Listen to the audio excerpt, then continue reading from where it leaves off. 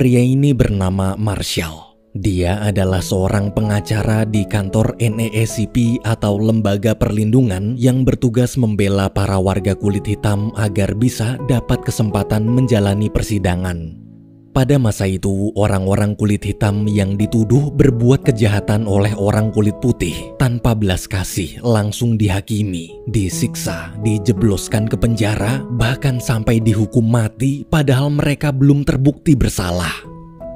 Suatu hari di kantor, atasannya memberi Marshall tugas untuk menangani sebuah kasus yang sedang viral jadi perbincangan seluruh warga Amerika. Kasus tersebut sangat menyita perhatian publik karena korbannya adalah wanita kaya raya kulit putih bernama Eleanor. Dalam berita yang beredar, Eleanor mengaku diperkosa dan nyaris dibunuh dengan cara dilempar ke sungai oleh orang kulit hitam bernama Joseph yang bekerja sebagai supir pribadinya. Atasan menjelaskan bahwa kasus ini harus segera ditangani karena bisa membahayakan jutaan orang kulit hitam lainnya.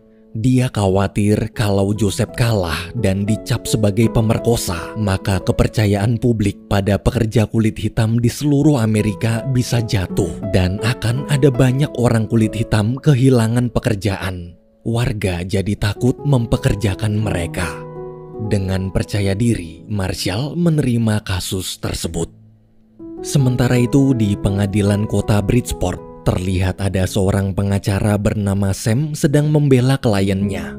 Sam ini adalah pengacara pemula yang biasa menangani kasus-kasus kecil seperti kasus asuransi, masalah pinjaman bank, dan hukum perdata.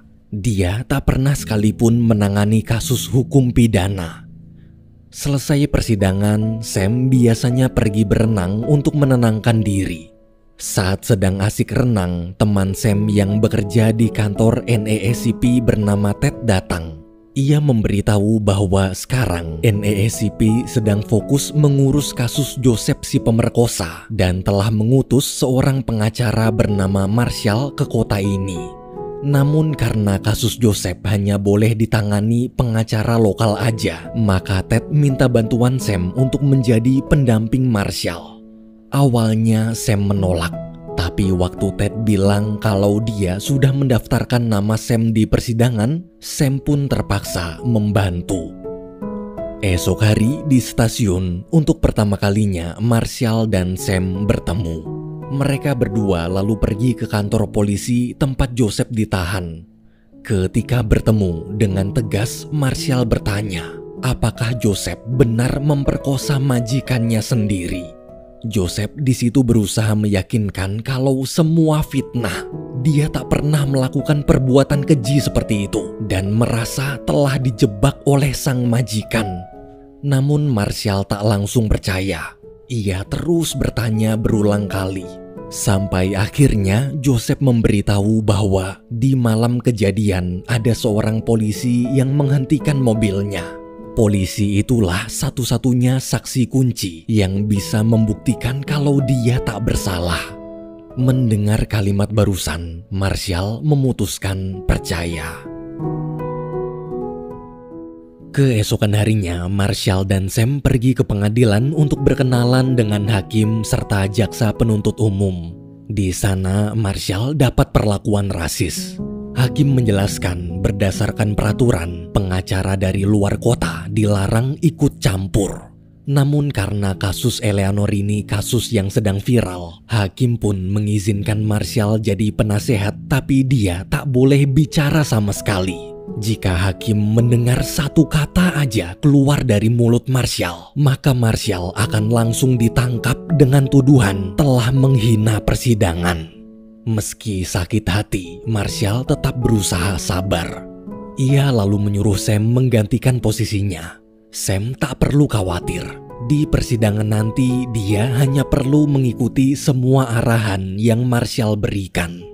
Setelah selesai, mereka bergegas menuju TKP untuk memeriksa kondisi di sana. Dari bukti-bukti di TKP, Marshall merasa tuduhan Eleanor pada Joseph tak masuk akal. Waktu kembali ke kantor, mendadak Sam mengatakan bahwa dia ingin berhenti. Dari awal dia tak pernah mau menangani kasus ini jika tak dipaksa. Sam takut gara-gara membela kasus orang kulit hitam, reputasinya sebagai pengacara akan hancur, apalagi sekarang dia sedang dalam masa merintis karir. Meski kecewa, Marshall meminta Sam memikirkan lagi keputusannya sambil bilang kalau seandainya mereka berhasil memenangkan kasus ini, maka sejarah akan mencatat nama Sam sebagai pengacara kulit putih pertama di Amerika yang berhasil membuat perubahan besar karena telah berani membela hak-hak orang kulit hitam. Mendengar itu, Sam berubah pikiran. Marshall lalu meminta si asisten membantu mencari informasi tentang polisi yang menghentikan mobil Joseph saat malam kejadian. Karena jadwal sidang masih 1 bulan lagi, Marshall memilih pulang terlebih dahulu ke rumahnya di kota New York.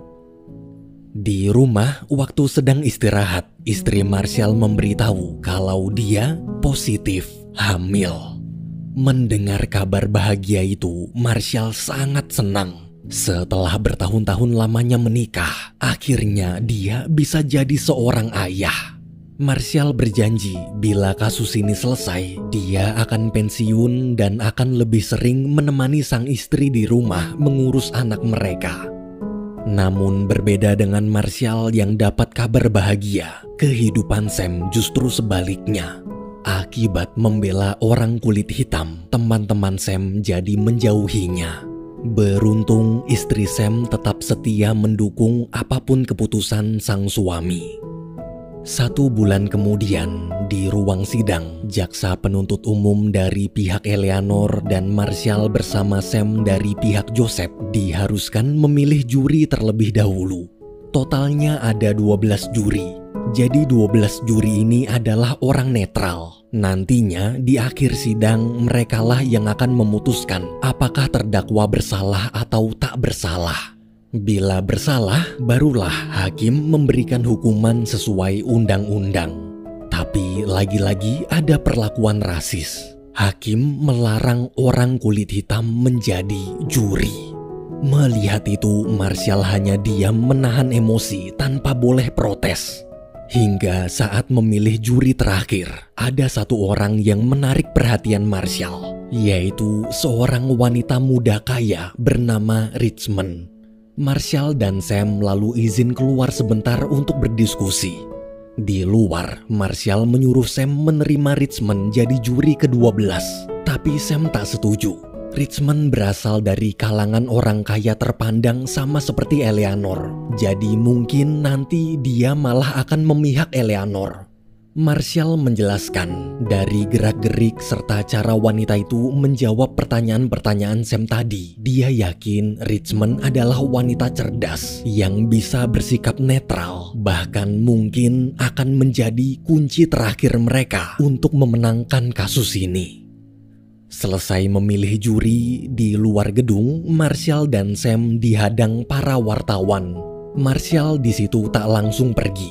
Dia memanfaatkan momen tersebut untuk mengkritik aturan-aturan rasis dalam persidangan tadi. Marshall juga berkata, dia akan terus memperjuangkan hak-hak orang kulit hitam meski tantangan kedepannya nanti semakin berat. Para pendemo orang kulit putih pendukung Eleanor pun bersorak, memaki-maki dan nyumpahin biar Marshall kalah. Dengan santuy, Marshall hanya tersenyum kemudian pergi dari sana. Sesampainya di kantor, asisten memberitahu bahwa dia berhasil membawa polisi saksi Joseph ke sini. Polisi itu bahkan dengan sukarela mau menjadi saksi di persidangan nanti. Si polisi cerita saat menghentikan dan memeriksa mobil Joseph, dia hanya melihat Joseph sendirian tanpa ada orang lain.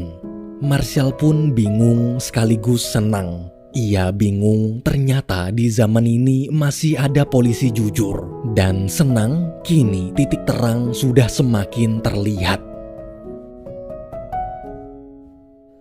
Keesokan harinya, sidang hari pertama dimulai. Saksi pertama yang hadir adalah saksi dari pihak jaksa penuntut umum, yaitu kepala kantor polisi yang menangani kasus Eleanor. Kepala polisi itu menjelaskan dari hasil penyelidikan dan kesaksian korban, dia membenarkan bahwa Joseph telah memperkosa majikannya sendiri. Bahkan setelah memperkosa, Joseph berusaha membunuh Eleanor dengan melemparnya ke sungai dari atas jembatan lalu melempari batu. Akibat lemparan batu tersebut, tubuh Eleanor jadi luka lebam. Selesai menyampaikan kesaksian, sekarang giliran Sam menguji kesaksian barusan. Sam berkata ada yang tak masuk akal. Berdasarkan gambar, sisi kiri jembatan adalah air sungai tenang, sementara sisi kanan jembatan adalah daratan yang dipenuhi bebatuan besar tajam. Logikanya, jika memang Joseph benar-benar niat ingin membunuh Eleanor, kenapa dia tak melemparnya ke sisi bebatuan aja biar langsung mampus? Kenapa malah diceburin ke air yang tenang? Mendengar pembelaan Sam, seluruh orang dalam ruang sidang terdiam. Dalam hati mereka bilang, iya juga ya. Tapi si kepala polisi tetap bersikeras kalau hasil penyelidikannya benar dan pembelaan Sam barusan cuma pendapat pribadi aja. Oke, kalau gitu, Sam lalu menunjukkan barang bukti yang dia kumpulkan waktu dia memeriksa kondisi di atas jembatan, yaitu bebatuan kerikil kecil. Tadi kepala polisi bilang kalau setelah melempar ke sungai, Joseph berusaha membunuh Eleanor dengan cara melemparinya batu dari atas jembatan. Pertanyaannya, di atas jembatan tak ada batu besar sama sekali, cuma ada batu kerikil. Apakah batu kerikil sekecil ini bisa membunuh orang? Ke-12 juri yang melihat barang bukti itu pun kaget. Karena malu, si kepala polisi hanya bisa terdiam. Selesai sidang, karena merasa lawan sidangnya kali ini cukup tangguh, jaksa penuntut lalu menghampiri Sam dan Marshall untuk menawarkan kesepakatan. Jaksa bersedia meringankan tuntutannya jadi cuma 20 tahun aja, asalkan Joseph mau mengaku bersalah. Tanpa basa-basi, Marshall langsung menolak. Namun bagaimanapun juga, keputusan ada di tangan Joseph. Mereka berdua kemudian menemui Joseph. Mendengar tawaran jaksa tadi, dengan gampangnya Joseph setuju. Dia tak masalah dihukum 20 tahun daripada dihukum mati, walaupun sebenarnya dia tak bersalah. Marshall di situ bingung dan kesal bagaimana bisa Joseph menyerah semudah itu. Ia lalu mengingatkan, dulu kakek nenek buyut mereka adalah budak yang mati-matian memperjuangkan hak-hak rakyat kulit hitam. Bahkan sampai sekarang semua masih terus berjuang meraih kesetaraan. Tapi kenapa Joseph justru malah menyerah tanpa perlawanan? Marshall menyuruh tak perlu takut kalah. Dia yakin pasti menang. Posisi mereka sekarang lebih unggul dari Eleanor karena dia punya saksi kunci, yaitu polisi yang menghentikan mobil Joseph di malam kejadian. Mendengar ucapan Marshall, Joseph akhirnya berubah pikiran. Dia memutuskan untuk tetap melanjutkan perlawanan. Besoknya sidang hari kedua dilanjutkan. Saksi hari ini adalah dokter yang memeriksa kondisi tubuh Eleanor setelah diperkosa. Dokter menjelaskan berdasarkan hasil pemeriksaan visum, dia yakin cerita Eleanor benar karena luka-luka di tubuhnya persis seperti luka orang yang habis diperkosa. Waktu giliran Sam menguji kesaksian dokter tadi, ada seorang petugas memberitahu Marshall kalau istrinya menelpon. Marshall lalu buru-buru pergi meninggalkan ruang sidang. Karena masih pengacara pemula, Sam yang selalu dapat instruksi dari Marshall pun bingung, tak tahu harus bertanya apa pada dokter. Di luar, istri Marshall memberitahu saat ini dia sedang terbaring di rumah sakit. Dengan sedih, sang istri mengabarkan bahwa janin dalam perutnya keguguran. Marshall sangat terpukul. Ia marah pada dirinya sendiri karena tak ada di samping sang istri yang sedang menderita. Tak lama kemudian ia masuk ke ruang sidang lagi. Setelah melihat Marshall, kepercayaan diri Sam kembali muncul. Berdasarkan catatan hasil pemeriksaan dokter, Sam merasa aneh. Kenapa di catatan tak tertulis tanda-tanda lukanya berasal dari orang kulit hitam? Bisa aja luka-luka tanda pemerkosaan di tubuh Eleanor berasal dari orang kulit putih. Dengan nada pelan, dokter berkata, alasan dia tak menulisnya adalah karena itu hal yang menjijikan. Bila pemerkosanya orang kulit putih, mungkin dia akan menulisnya. Tapi karena pemerkosanya orang kulit hitam, dia tak ingin pasiennya merasa malu. Semua orang pun terdiam dilema. Setelah sidang berakhir di kantor, Sam meluapkan emosinya. Ia kecewa kenapa tadi Marshall malah pergi seenaknya sendiri. Seakan kasus ini tak penting, padahal Sam telah mengorbankan karirnya sampai rela dikucilkan masyarakat gara-gara membantu menangani kasus orang kulit hitam. Mendengar ucapan Sam, Marshall tersinggung. Tapi dia tetap profesional dan tak menceritakan musibah yang sedang dialami istrinya di rumah. Esok hari, sidang hari ketiga dimulai. Gara-gara kejadian kemarin, tuh bocah berdua jadi berantem, saling ngambek diem-dieman. Tak lama kemudian, saksi muncul. Saksi hari ini adalah si korban sendiri, yaitu Eleanor. Eleanor datang ditemani suaminya yang duduk di bangku depan. Jaksa lalu mulai bertanya bagaimana rincian kejadiannya. Sambil menahan tangis, Eleanor pun menceritakan semuanya sedetail mungkin. Malam itu suami Eleanor sedang dinas keluar kota, jadi Eleanor hanya di rumah sendirian. Demi mengobati kesendiriannya, dia meminum beberapa gelas alkohol. Ketika dia baru selesai mandi, tiba-tiba Joseph naik ke lantai atas dan mendobrak masuk ke kamar, kemudian memperkosanya. Joseph yang belum puas pun memperkosa sampai 2 kali. Eleanor tak berani melawan karena lehernya ditodong pisau. Setelah puas, Joseph mengikat kedua tangan, mengikat mulut agar tak bisa teriak, lalu membawa Eleanor ke bangku belakang mobil. Di sebuah jembatan, Joseph menggendong dan melempar Eleanor ke sungai, kemudian melemparinya batu dari atas. Beruntung Eleanor masih selamat.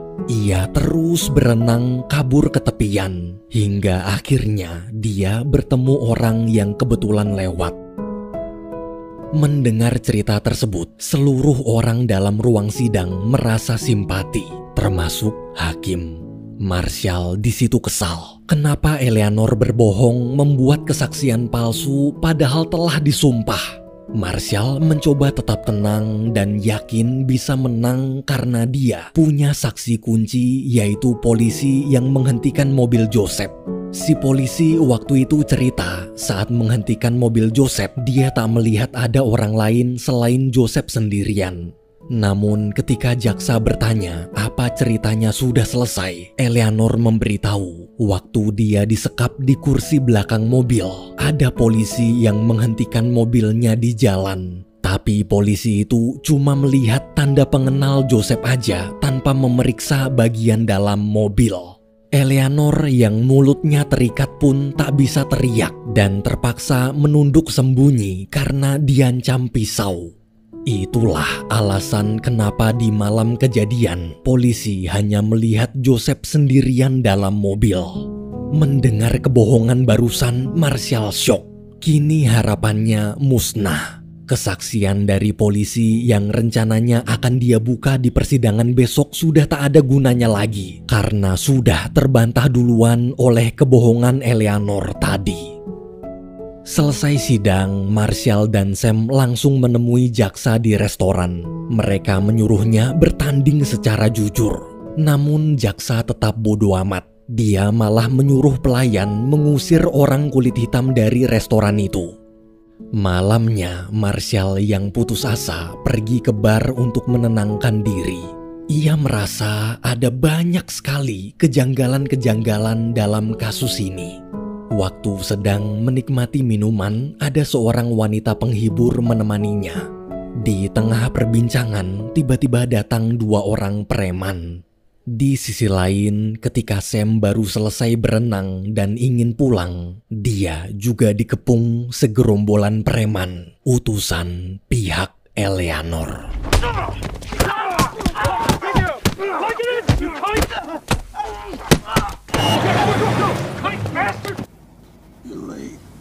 Say something.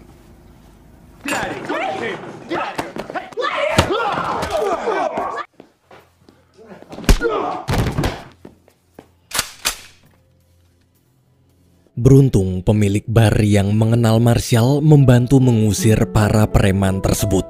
Setelah kondisi tenang, si wanita penghibur pun segera membalut luka di tangan Marshall.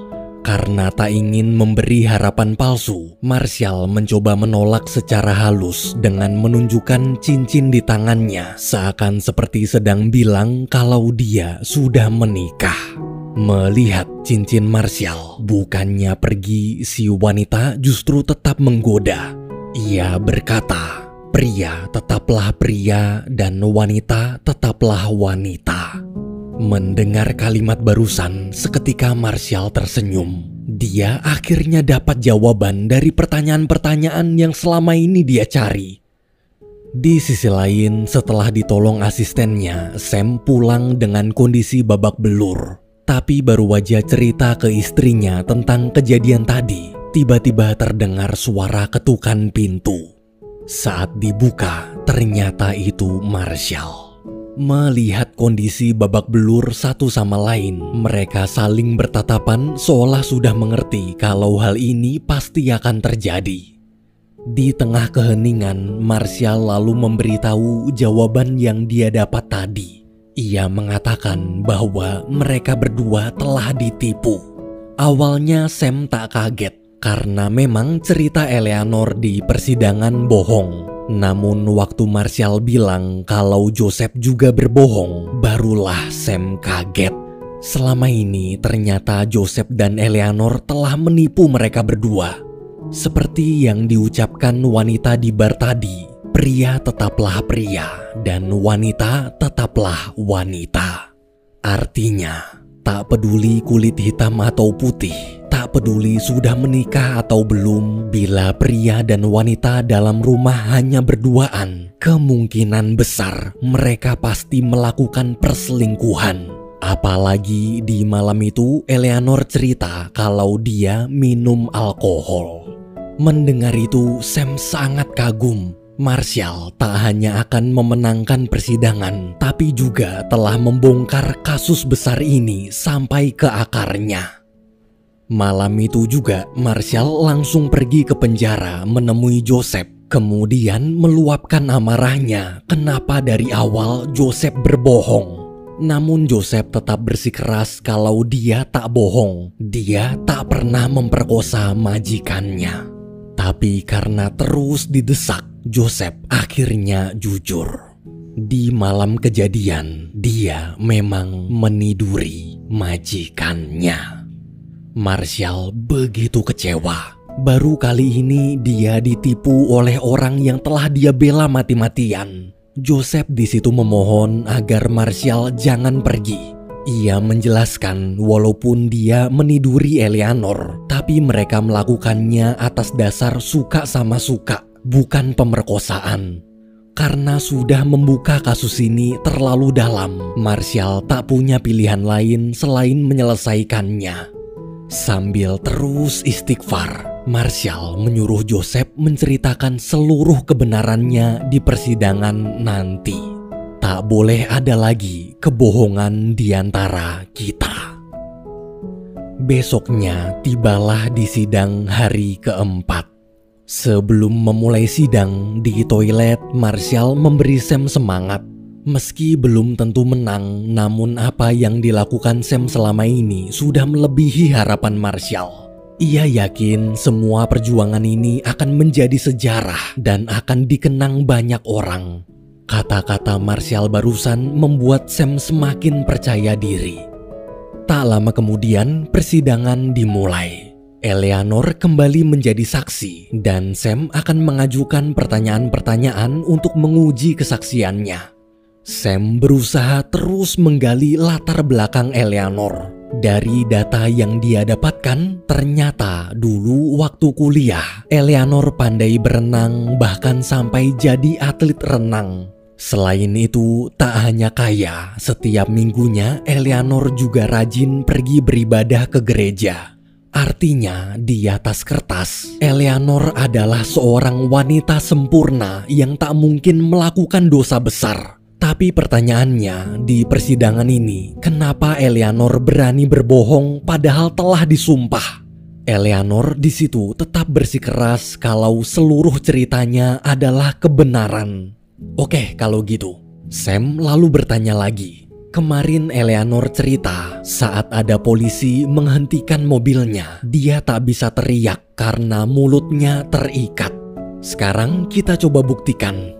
Sam kemudian mengambil sobekan baju yang digunakan Joseph untuk mengikat mulut Eleanor, lalu meminta Marshall membantunya mempraktekkan secara langsung di depan semua orang, persis seperti cerita Eleanor. Mr. Marshall, if you would. Is that correct, Mrs. Strubing? Yes.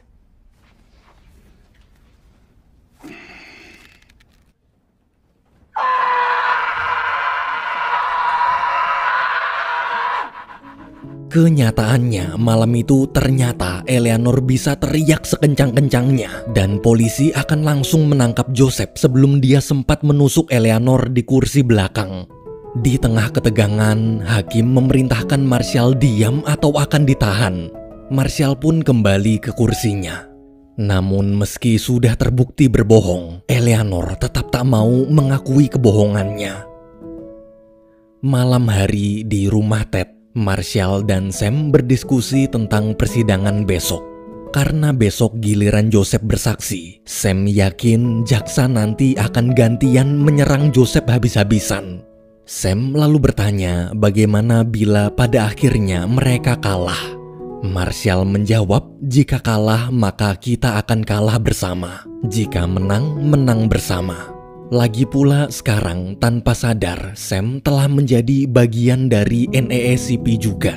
Seandainya menang, coba bayangkan di berita koran nanti akan tertulis Sam dan Marshall dari NAACP berhasil mengungkap kebenaran. Ucapan Marshall tersebut membuat Sam tersenyum bangga. Esok pagi sidang kembali dilanjutkan. Sekarang giliran Joseph maju memberikan kesaksiannya. Sam di situ bertanya, selama bekerja bagaimana sikap Eleanor dan suaminya. Joseph cerita Eleanor adalah majikan yang sangat baik serta selalu berusaha menjadi istri sempurna. Namun berbeda dengan suaminya. Suami Eleanor adalah orang yang kasar pada semua karyawannya, bahkan tak segan-segan memukul istrinya sendiri. Pernah suatu hari ketika baru sampai rumah, waktu Joseph membukakan pintu mobil, dia melihat hidung Eleanor berdarah akibat dipukul suaminya. Sam kemudian meminta Joseph menceritakan apa yang sebenarnya terjadi di malam kejadian sedetail mungkin. Awalnya Joseph takut, tapi saat dia menatap Marshall, tak ada pilihan lain selain berani. Joseph akhirnya menceritakan semuanya. Dan inilah kisah sesungguhnya. Malam itu adalah malam yang sepi. Tak ada orang lain selain Joseph dan Eleanor berdua. Joseph memang masuk ke kamar Eleanor, tapi dia tak mendobrak. Dia mengetuk pintu terlebih dahulu dengan sopan. Tujuan Joseph hanya ingin meminjam uang beberapa dolar aja karena dia baru kalah taruhan dengan temannya. Di dalam sana, dia melihat Eleanor sedang menangis sambil minum alkohol. Dalam hati, Joseph tahu Eleanor hanya merasa lelah selama ini selalu dikasari suaminya. Karena tak enak, ia pun pamit keluar lagi. Namun Eleanor justru menyuruh Joseph masuk. Di malam yang sepi, di dalam rumah yang megah, di kondisi yang sedang galau dan butuh kehangatan, wanita tetaplah wanita. Ketika melihat ada pria muda dan gagah muncul di hadapannya, jiwa Eleanor bergejolak. Tanpa banyak bertanya, Eleanor langsung memberikan uang yang Joseph minta, sambil bilang kalau Joseph harus mengganti uangnya sekarang juga. Sang majikan kemudian mencium Joseph. Bagaimanapun juga, pria tetaplah pria. Saat dicium wanita cantik seperti Eleanor, Joseph terbawa suasana hingga akhirnya mereka berdua berhubungan badan. Setelah selesai, mereka turun ke bawah untuk bersantai minum alkohol bersama di ruang tamu. Karena Eleanor hanya memakai baju tidur terbuka, Joseph jadi bisa melihat luka lebam di sekujur tubuh Eleanor akibat sikap kasar suaminya. Demi menghibur kesedihan sang majikan, Joseph mencium Eleanor dan mereka berdua pun berhubungan badan lagi. Setelah puas, tanpa sadar mereka tertidur pulas.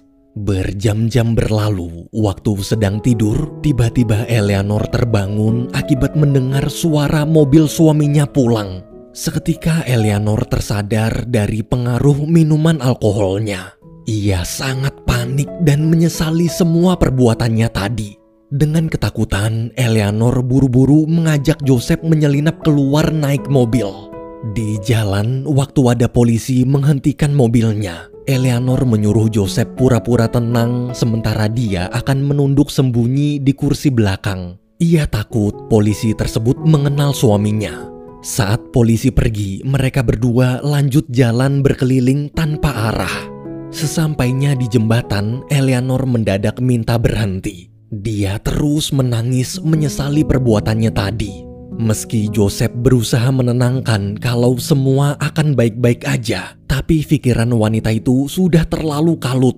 Bagaimana bila mereka ketahuan suaminya? Dan bagaimana jika dia hamil anak orang kulit hitam? Hingga dalam hitungan detik, Eleanor berpikir satu-satunya jalan keluar hanyalah dengan mengatakan pada semua orang bahwa dia diperkosa. Sambil menangis, Eleanor berlari keluar mobil kemudian melompat dari atas jembatan. Karena mengira sang majikan sudah mati, Joseph yang ketakutan pun kabur. Itulah kisah sesungguhnya. Mendengar cerita Joseph, ruangan sidang terasa sunyi. Di tengah keheningan dan di hadapan semua orang, Sam bertanya, apakah Joseph memperkosa Eleanor?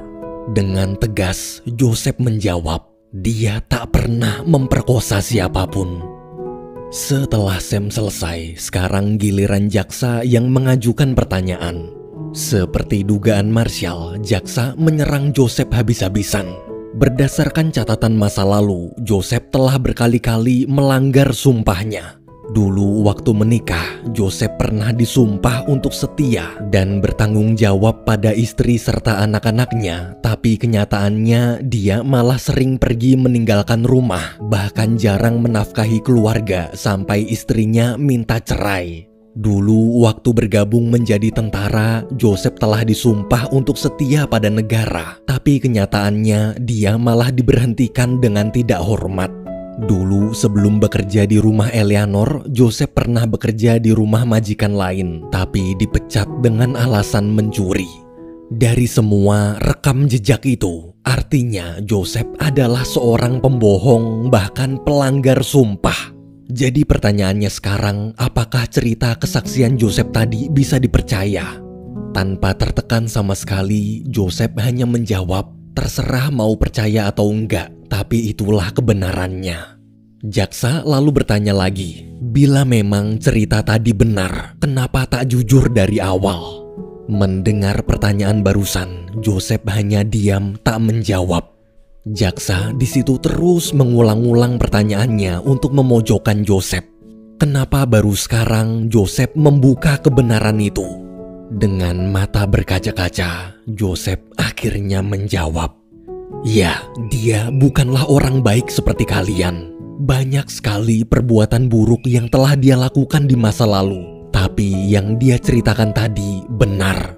Alasan kenapa di awal Joseph berbohong adalah karena dia ingin tetap hidup.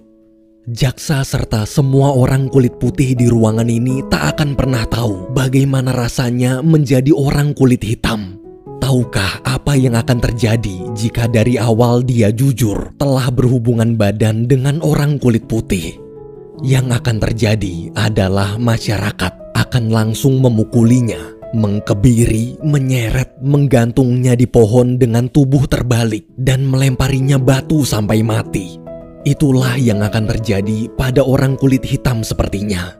Alasan kenapa Joseph tak menceritakan kebenarannya dari awal adalah karena kebenaran itu akan membunuhnya. Mendengar jawaban Joseph, hakim yang selama ini rasis pun terdiam. Selesai sidang di kantor, hati Sam dan Marshall terasa begitu lega. Ketika sedang bersantai, tiba-tiba atasan Marshall dari kantor NAACP pusat datang. Karena sekarang kasus Joseph sudah sampai tahap akhir dan hanya tinggal menunggu keputusan juri, sang atasan pun memberikan tugas kasus baru untuk Marshall di kota lain. Meski berat harus meninggalkan Sam sendirian, Marshall terpaksa menerima tugas tersebut.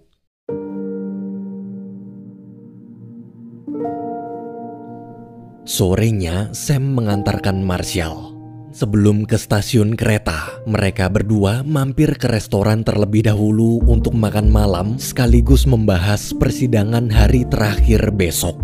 Di restoran itu, Sam dan Marshall terlihat sudah sangat dekat seperti sahabat. Mereka tertawa bersama serta saling berbagi cerita ringan tentang masa lalu masing-masing. Hingga saat tiba waktunya berangkat ke stasiun, sebelum berpisah, Marshall memberikan instruksi terakhirnya. Ia meminta Sam mencatat pidato pernyataan yang besok akan disampaikan untuk meyakinkan ke-12 juri. Keesokan paginya, sidang hari terakhir pun tiba. Hari ini, jaksa dan Sam akan bergantian meyakinkan juri. Jaksa di situ berpidato panjang lebar, terus menyebut Joseph seorang predator sambil menakut-nakuti kalau nanti juri memutuskan Joseph tak bersalah lalu bebas, maka di luar sana nanti predator itu pasti akan memakan korban lagi. Jaksa memohon agar juri lebih percaya pada wanita terpandang dan berpendidikan tinggi dibanding orang berandalan yang tak pernah tamat SD seperti Joseph. Kemudian giliran Sam. Sam berpidato sesuai instruksi Marshall di restoran kemarin. Berbeda dengan jaksa yang berusaha menyudutkan Joseph, Sam tak pernah sekalipun menjelek-jelekan Eleanor. Ia menganggap kisah Eleanor ini hanyalah salah satu dari sekian banyak kisah tragis di Amerika. Kisah tragis dari seorang wanita yang cuma ingin dicintai dan dilindungi. Sayangnya, dia harus terpenjara bersama suami kasarnya. Hingga suatu hari, Eleanor mencari pelampiasan pada pria muda gagah bernama Joseph. Namun saat pelampiasan berakhir, Eleanor pun sadar kalau perbuatannya salah. Wanita sempurna itu panik karena telah melakukan dosa besar yang tak pernah dia lakukan sebelumnya. Rasa takut itu terus membesar sampai akhirnya dia nekat membuat semua kisah sandiwara ini. Kisah sandiwara yang penuh dengan keraguan. Kenapa tak teriak minta tolong padahal ada polisi? Kenapa dilempar ke air sungai tenang padahal ada tanah bebatuan tajam? Kenapa sekujur tubuh luka lebam padahal hanya dilempar batu kerikil? Serta kenapa setelah jatuh ke sungai, Eleanor bisa berenang padahal tangan dan kakinya terikat. Semuanya penuh keraguan. Setelah kedua belah pihak meyakinkan juri, hakim lalu meminta 12 juri berdiskusi di ruangan khusus. Selama menunggu keputusan juri, jaksa memanggil Sam. Ia menawarkan kesepakatan lagi, yaitu Joseph cuma akan dihukum 3 tahun penjara aja asalkan dia mau mengaku salah. Sam kemudian menemui Joseph dan menyampaikan tawaran menggiurkan barusan. Joseph pun terdiam. Bila menang, dia bisa bebas. Tapi jika kalah, maka dia akan dihukum penjara seumur hidup atau dihukum mati. Tawaran jaksa itu terdengar sangat menggiurkan.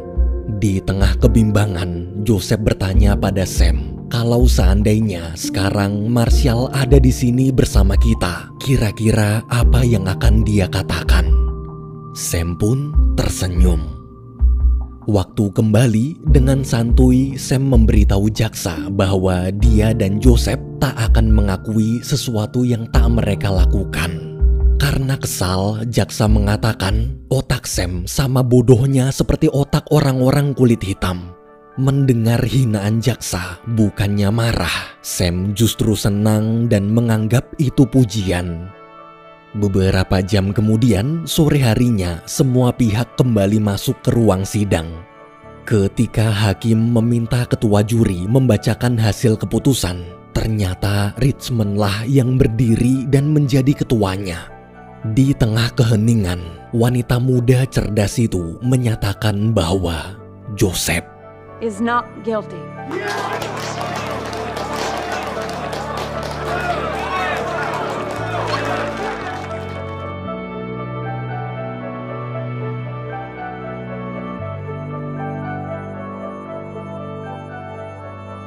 Di kantor, telepon Sam berbunyi.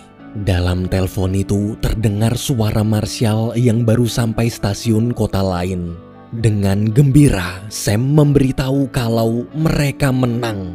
Insting Marshall benar. Richmond bisa bersikap adil dan menjadi kunci kemenangan mereka. Mendengar kabar barusan, Marshall begitu lega. Namun sayangnya karena gangguan sinyal, obrolan kedua sahabat itu pun terputus. Sam di situ sedih, padahal dia ingin sekali bicara lama dan menceritakan banyak hal. Begitu juga Marshall. Meski baru berpisah sebentar, rasanya mereka berdua sudah sangat rindu. Rindu berantem, rindu ledek-ledekan, dan rindu menangani kasus bersama. Kini Marshall harus melanjutkan perjuangan. Ia ditugaskan menolong seorang anak muda kulit hitam yang sedang dipenjara karena dituduh membunuh polisi.